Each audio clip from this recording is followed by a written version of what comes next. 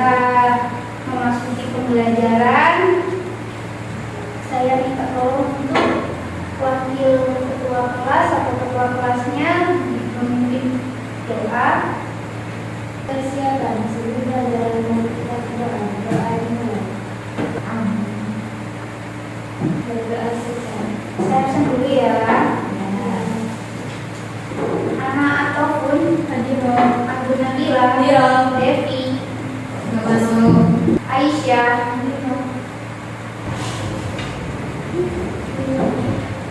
Baik anak-anak, ibu akan menunjukkan satu foto. Apakah kalian mengetahui siapa bapak yang ibu pegang ini? Tahu. Kira-kira dari Mbak Mufriha, bapak siapa ini? Insinyur Soekarno. Insinyur Soekarno. Insinyur Soekarno ini berperan sebagai apa? Dia adalah presiden pertama Indonesia. Kalian tahu mengenai bapak ini tentang apa saja? Mulai dari apa saja? Latar belakang. Terus bapak kita apa?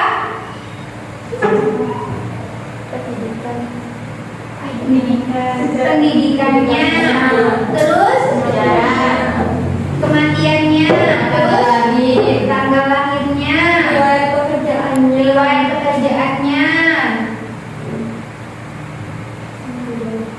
Nah, semua itu dinamakan biografi.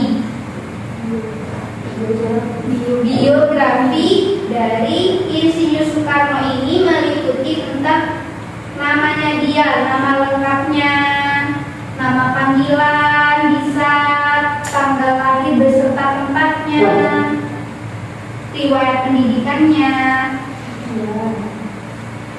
Jadi hari ini kita akan mempelajari mengenai teks biografi. Teks biografi itu adalah riwayat hidup seseorang, tapi dituliskan dengan orang lain. Dituliskan sama orang lain.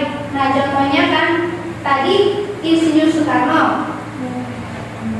Biografinya dituliskan oleh orang lain dan diupload di internet itu. Nah, di dalam teks biografi ini terdapat latar belakangnya, latar pendidikannya. Apakah riwayat hidupnya itu seputar apa saja? Riwayat hidup itu pasti ada latar kelahirannya di mana, namanya siapa, nama ibu kandungnya siapa, nama ayahnya siapa. Kalian pasti pernah membuat biodata, biodata diri. Nah, itu. Tapi kalau di teks biografi ini mencakup semua riwayat hidupnya, mulai dari pendidikan, sejarahnya, pekerjaannya, dia itu ngapain aja, pernah menjadi apa. Jadi dalam teks biografi ini dituliskan mulai dari dia lahir sampai dia meninggal. Tapi dituliskan lewat orang lain, bukan dirinya sendiri. Di dalam teks biografi itu berisi fakta didasarkan pada pengalaman tokoh. Faktanya jadi memuat mengenai fakta-fakta apa saja yang pernah dialami tokoh. Yang kedua, disajikan dalam bentuk narasi. Yang ketiga, menceritakan peristiwa-peristiwa penting. Jadi untuk memahami sebuah teks biografi, kita perlu mengetahui ide pokok dan ide penjelasnya.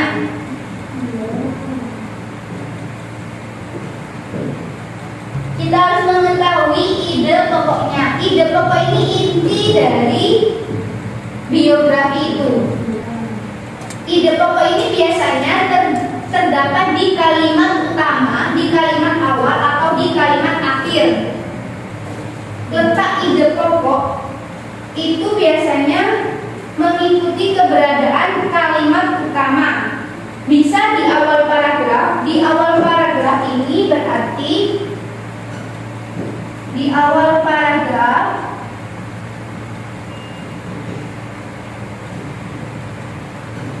deduktif di akhir paragraf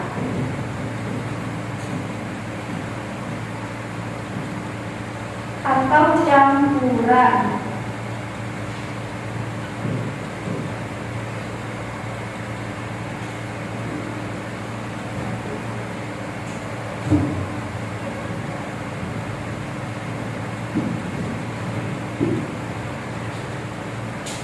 Jika ide pokoknya berada di awal paragraf, cara menentukannya adalah dengan melihat teks yang kedua. Secara umum, pola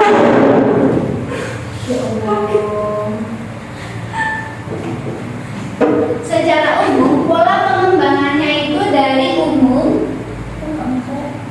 dari umum ke khusus.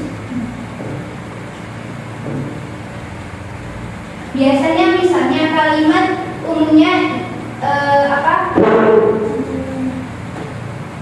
yang paragraf ini, awal paragraf itu ditandai dengan adanya reduplikasi atau pengulangan kata.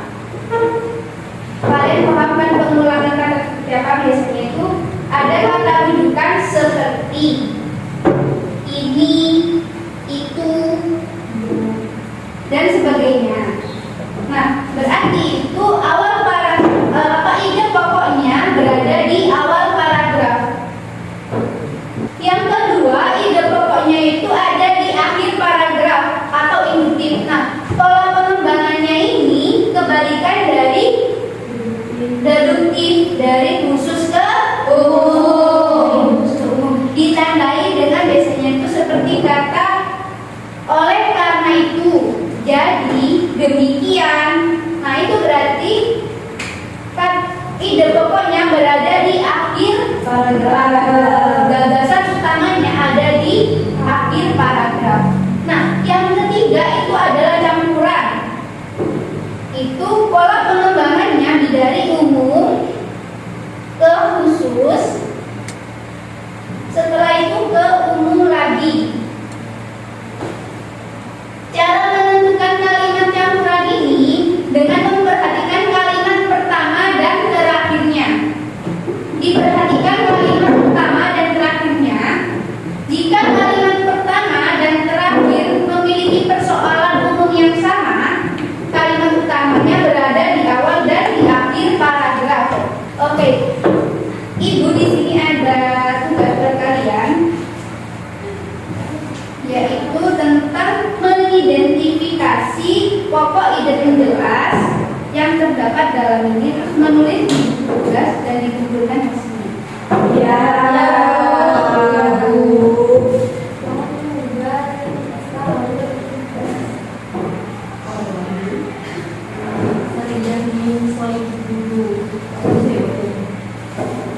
Baik anak-anak, tugasnya sudah selesai? Sudah.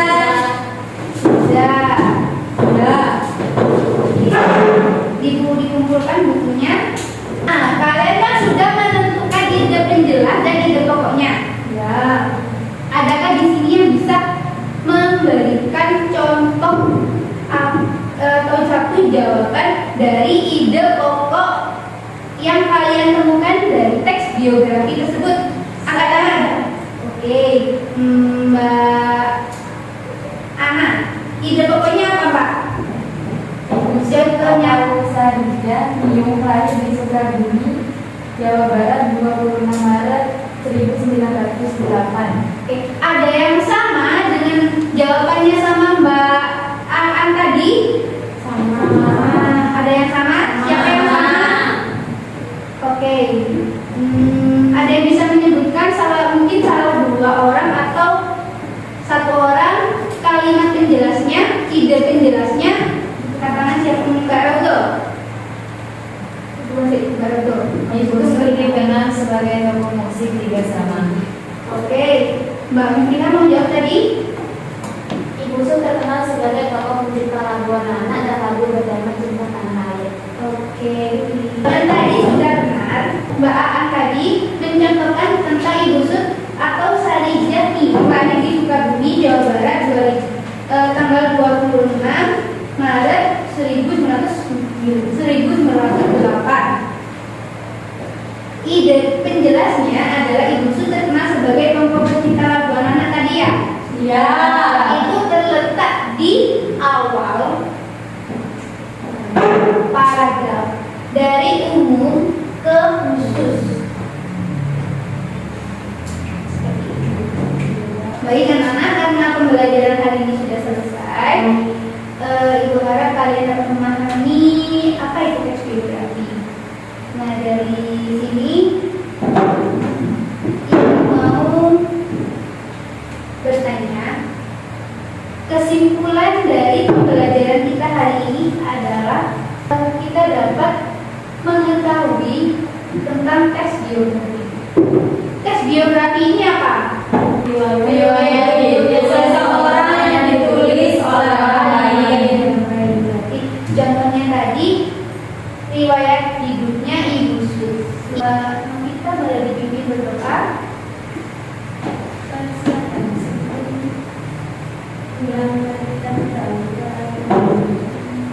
Bergerak